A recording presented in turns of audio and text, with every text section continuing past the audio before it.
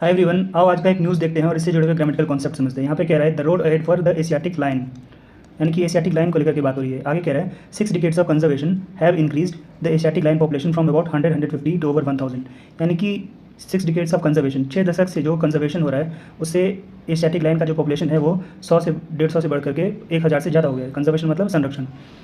आगे यहाँ पे कह रहा है with nearly half now living outside the protected area. Protected area मतलब संरक्षित क्षेत्र।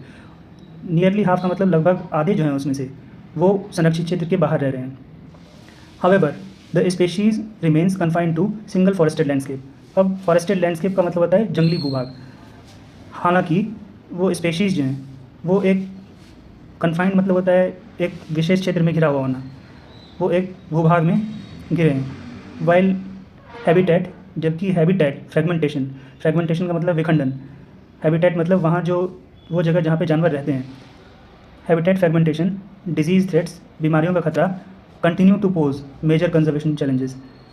उनके कंजर्वेशन चैलेंजेस को लेकर के, संरक्षण से जुड़ी हुई जो चुनौतियाँ हैं उसको लेकर के एक बड़ा खतरा बनी हुई है। अब आओ इसमें ग्रामर समझते हैं। अब देखो यहाँ पे 6 decades of conservation have increased, ये कैसा सेंटेंस है? यह प्रेजेंट परफेक्ट है। तो ये हमारा वर्ब हो गया। हमारा सब्जेक्ट क्या है? 6 डिकेड्स ऑफ कंजर्वेशन, लेकिन मेन सब्जेक्ट जो हमारा है वो 6 डिकेड्स है। ये सब्जेक्ट कैसा है? हमारा प्लूरल है, इसके लिए वर्ब कैसा आया? प्लूरल। ये ऑफ कंजर्वेशन जो है ये प्रीपोजिशनल ऑब्जेक्ट है, ठीक है। तो सब्जेक्ट वर्ब एग्रीमेंट का एक रूल होता है कि सिंगुलर सब्जेक्ट के लिए सिंगुलर वर्ब, प्लूरल सब्जेक्ट के लिए प्लूरल वर्ब। तो यहाँ पे सब्जेक्ट प्लूरल है तो वर्ब कैसा आएगा? प्लूरल। आगे कह रहा है द एशियाटिक लाइन पॉपुलेशन। अब एक होता है फ्रॉम अबाउट, प्रीपोजिशनल पेयर होता है एक, from 100-150 to over 1000 with nearly half. Nearly half जो है ये नाउन फ्रेज है। नाउ लिविंग आउटसाइड, ये लिविंग जो है ये यहाँ पे प्रेजेंट पार्टिसिपल का काम कर रहा है। अब ये पार्टिसिपल क्या होता है? पार्टिसिपल दो तरह के होते हैं, एक प्रेजेंट पार्टिसिपल, एक पास्ट पार्टिसिपल। यहाँ पे लिविंग जो है, जैसे कि मैं लिखूँ स्विम एक वर्ब है, वर्ब की first form base form plus ING जो होता है वो या तो प्रेजेंट पार्टिसिपल होता है या जेरंड होता है। तो प्रेजेंट पार्टिसिपल जो होता है वो या तो एडजेक्टिव की तरह काम करता है या वर्ब की तरह काम करता है।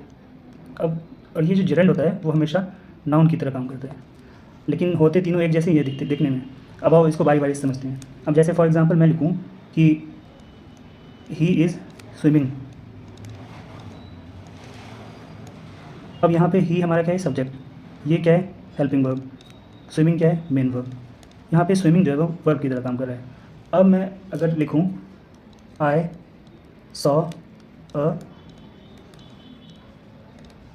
Swimming duck.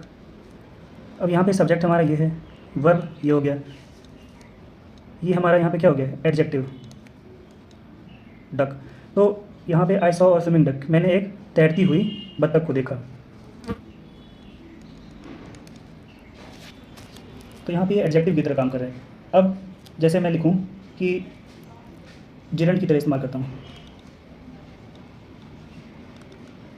Swimming is good for health, यानी कि तैरना जो है वो स्वास्थ्य के लिए अच्छा है।